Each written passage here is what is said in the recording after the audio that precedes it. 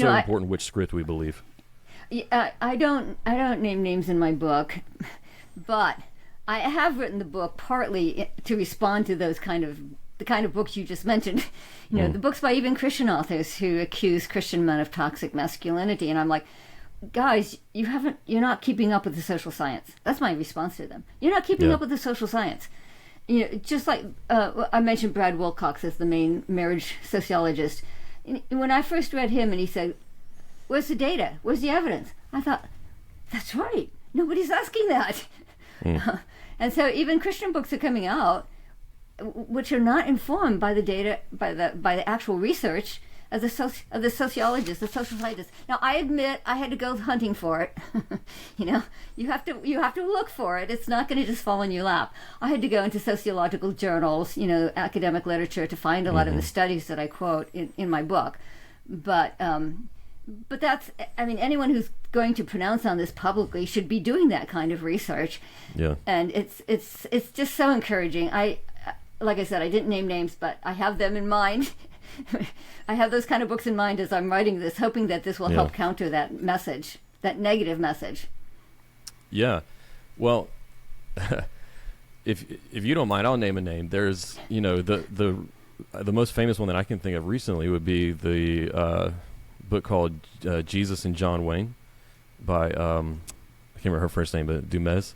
It's her last name, I believe.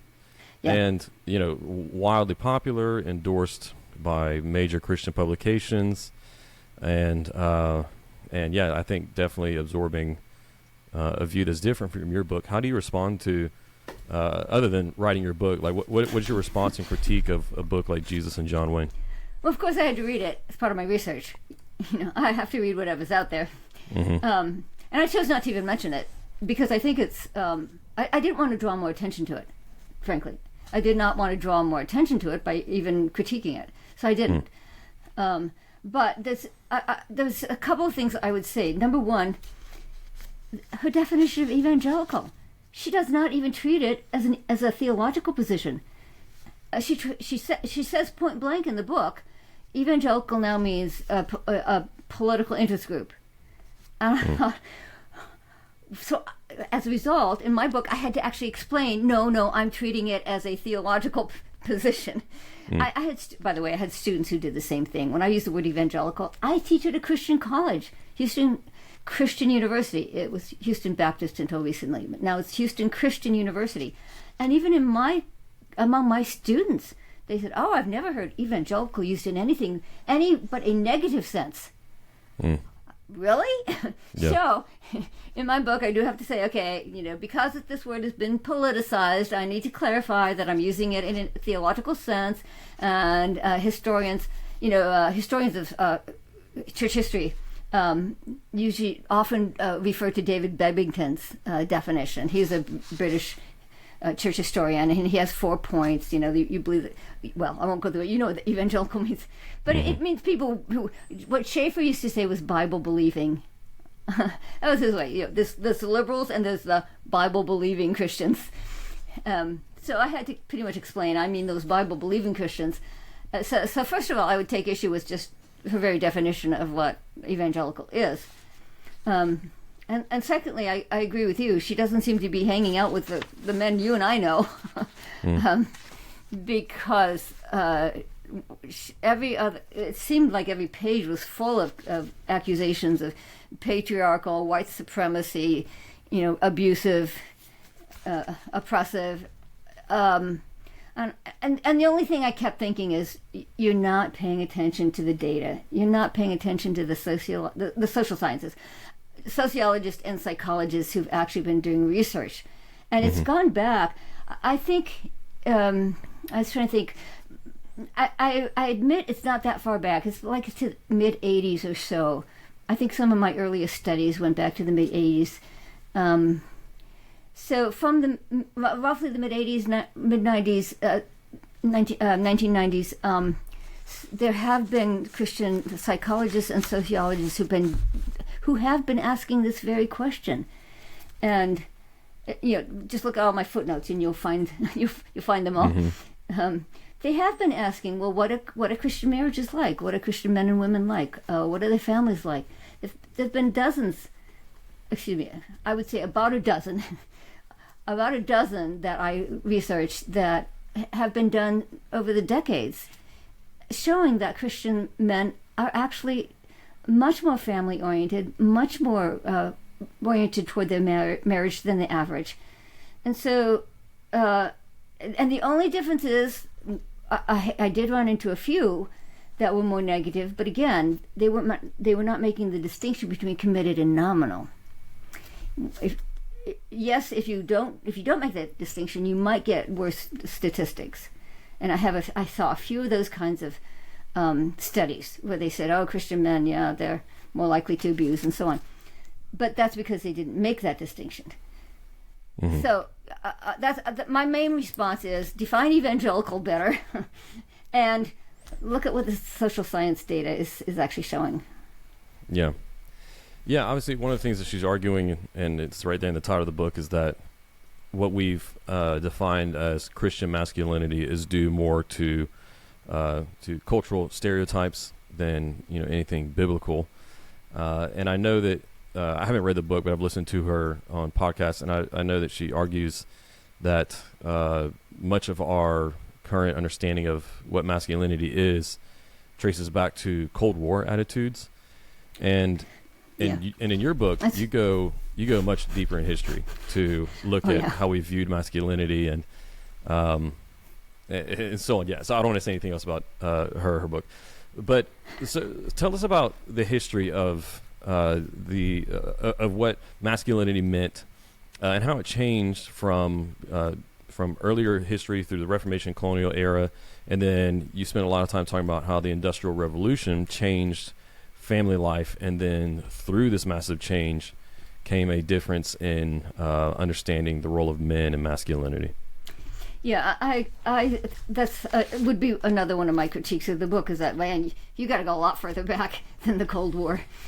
So I go back to the Industrial Revolution. So prior to the Industrial Revolution, families worked together, on family farms and family industries. So a man was working alongside his wife and his children all day. And so obviously he had to have a much more caretaking attitude. That was the cultural expectations of manliness was much more geared towards, working together with the people you love and have a moral bond with, right? So, men were not only expected to be fathers of their families, but fathers of the community was a common phrase. Duty to God and man. Duty to God and man was another common phrase. So the expectation, the cultural expectation of the time was much more oriented towards, to use a modern phrase, being a family man. You were a family man. That was your essential identity. So taking care of your family and having good relationships, being gentle and patient with your children, because you're teaching them to work alongside you, and teaching them adult skills. And so that changed dramatically after the Industrial Revolution. Work was taken out of the home. So you no longer had husbands working side by side with their wives and children, people they loved. Mm-hmm. Instead, they were working in competition, as an individual, in competition with other men. And that's when you see the language start to change. People didn't like the change they were seeing, because they were seeing that men were kind of losing that caretaking mentality. They would become. It seemed that in the commercial workplace, you needed to be aggressive and assertive, and look out for number one, and acquisitive, and all that matters is the bottom line. And this is the language of the day. You start to see people criticizing men. I mean, the idea that masculinity is toxic really starts here, because they start saying, "Look at our men; they're becoming worse. Our men are acquiring characteristics that we don't like." And secularization was happening at that time too, because along with the Industrial Revolution, they developed a very large public square, right? So a public sphere of factories and industry and banks and academia and government, and this large public sphere, people began to say, well, that should be secular, that should be value free. I mean, that's what we hear today, right? Don't bring your personal values into the public square, keep them in the private realm. That's when that happened. And so men who were getting their education and working in the public square were becoming secular before women were. And so they were also becoming less committed to the biblical ethic. And so that also started to affect concepts of masculinity, because people began to say, well, that, that men were just naturally more prone to sin and vice. And of course, many of the more traditional male vices were also increasing at the time. Since men were becoming more secular, there was a lot more drinking, gambling, fighting, gangs, prostitution. And that explains why there was a huge growth of reform movements in the 19th century to address all of these problems, especially young men, because they were coming in from the countryside and leaving behind accountability structures like their family, their church, their village. And they were coming to the cities, and they were much more prone to these, the vices that were available in the city. And so that's why you had reform movements, well, the temperance movement. I'll give you one fact to sort of hang this on. In 1830, Americans drank 3 times as much as they do today. So drinking actually was a real problem. Public drunkenness had become a problem. So there was a reason that there was a temperance movement. Yeah. And there were movements against prostitution. There were movements against gambling and cockfighting, and and of course, and the abolition movement against slavery. And the problem is, of course, that most of these were male vices. Here's how one historian puts it. She says, there was little doubt as to the sex of the slave masters, the tavern keepers, the clients at the brothel, the seducers, the drunkards. In other words, the language grew even more negative about masculinity during the reform movements. So even though these reform movements did a lot of good, they also had some negative baggage, which is they actually increased the negative descriptions of the male character. So you really can't deal with toxic masculinity unless you go all the way back there. And then and I have a whole chapter on Darwinism as well, because that sort of clinched it. Yeah. Darwin taught people that up until then, and this is the ancient Greeks, people had thought the goal in life was to master your lower impulses, by the higher capacities of moral will and rationality. Yeah. Darwin said no. He turned it upside down. He said, no, your true self is the beast within, your animal nature. The animal nature has developed through the struggle for survival. And so the ones who won out were the ones who were tough and dominant and even predatory. Yeah. And so Darwin helped to valorize a very a definition of masculinity that focused on the biological impulses for lust and control and dominance. So these toxic concepts of masculinity have a long history, and we need to know that. We cannot really deal with something adequately unless we know where it came from and how it developed. So that's why I think we need to know some of this history of where these negative concepts of masculinity came from.